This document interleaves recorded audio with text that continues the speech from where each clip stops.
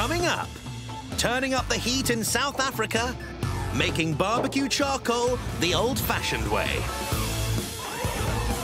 Just add water.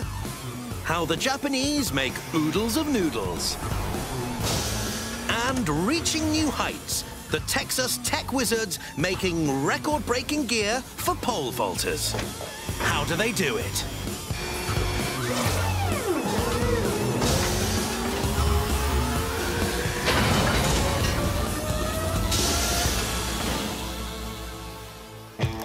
Nothing says summer like the smell of barbecue smoke. Europeans alone get through 800,000 tons of charcoal a year. It gives off 3 times as much heat as wood, which is why we've been using it to sizzle our steaks for over 4,000 years. And the way we make it has hardly changed in all that time. How do they do it?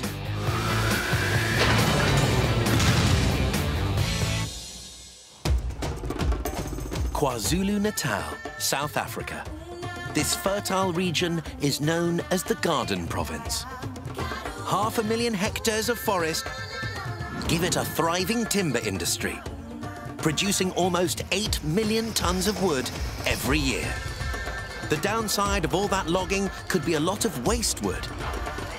But local businesses have found a way to turn that problem into a profit. As the lumberjacks clear out, the charcoal makers move in, sweeping the area for acacia and eucalyptus offcuts. Lungile Gwala is in charge of the team. For some people, it looks like this is waste, but to us, it's a recycled thing. We are very creative people. We saw this opportunity for us to make something out of this.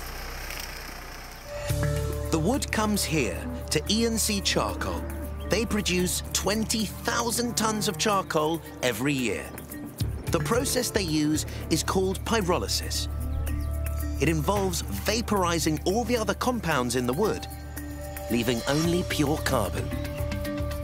It would be familiar to any ancient charcoal maker, only the scale is very different. To turn these massive piles of timber into charcoal, they first stack the wood in one of 28 purpose-built kilns. Charles Holly has been managing director here for 30 years. Approximately 50 tons of timber will go into this kiln, and roughly 10 to 12 tons of charcoal will come out. And the cycle takes 7 to 10 days. But if you just set fire to this lot, you'd end up with a pile of ash, not charcoal. If we didn't control the airflow, we would end up with ash. Too much ash is not a good business solution. To stop the log pile becoming a towering inferno, they restrict the flow of oxygen with a series of air vents. There are holes at the base to bring in clean air, which is essential for the burning of charcoal. And they are spaced about 1 meter apart on both sides. Each kiln can hold 50 tons of wood. Once it's loaded, the entrance is tightly sealed with clay, and the fires can be lit. Of course, you can't be in the kiln when that lot goes up. Passing a meter-long match through one of the air holes allows the workers to keep a safe distance. To begin with, as the wood heats up and moisture is driven off, it generates increasing amounts of smoke. This has just been lit, and it smokes copiously like this for about an hour. Thick white smoke indicates that the temperature inside has reached 300 degrees and the wood is starting to burn. When the fire's really got hold of the wood inside the kiln, we then close off these 2 ports or holes in the roof. Closing the vents stops the escape of volatile gases, including carbon monoxide, hydrogen and methane that are given off by the wood. These go through a hot box where a 900 degrees Celsius fire burns them up. Finally, the vapor is drawn up the chimney. By the time it comes out, it's clear and much cleaner. The pyrolysis process takes 7 days at between 300 and 500 degrees Celsius. At these temperatures, without oxygen, the wood spontaneously breaks down. The volatile gases and tar are driven off, leaving nothing but carbon. After a week in the kiln, they flush out the heat to stop the charcoal breaking down further. Then seal it and leave it to cool for 3 days.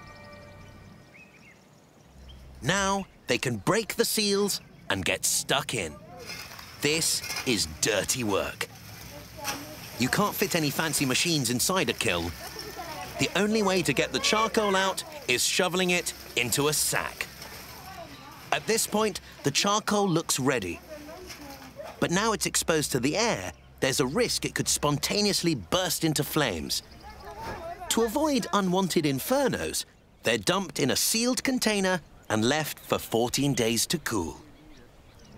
The chunks that come out are all different sizes, and the big stuff fetches a higher price than the small lumps used on garden barbecues.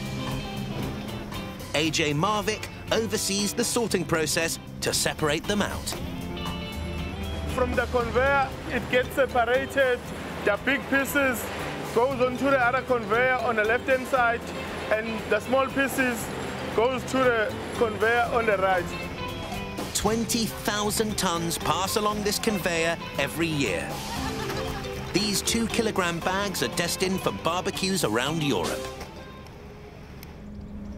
But the little bits won't go to waste. Sifiso Mbata is in charge of turning them into another profitable product. This charcoal, we take it to make briquettes. It's like a cake that is made out of charcoal that we can use as charcoal.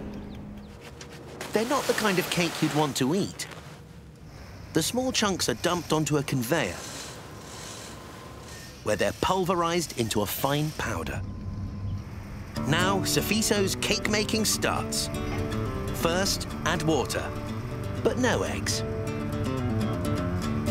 If it's too wet, it will stick on the rollers. If it's too dry, it won't compact. It's got to be perfect. Of course, if this mix dried out, it would become dust again. The magic ingredient that binds these cakes together is maize starch. Now it is sticking in the hand. It is not too wet, not too dry. It's okay now. The mix is perfect, but this gooey gunk won't do much on the barbie. So this fearsome mechanical roller stamps it into perfectly proportioned briquettes. These machines make the shape of briquettes to look like cakes. It looks like 2 cups coming together. To remove moisture, the inedible cakes go into a 20-meter super-sized oven, powered by coal. All that remains is for the briquettes to be bagged and stacked. The factory churns out more than 55 tons of briquettes a day. Plenty of meat can be cooked now of this. In these parts, the local word for barbecue is braai. But good food is good food in any language.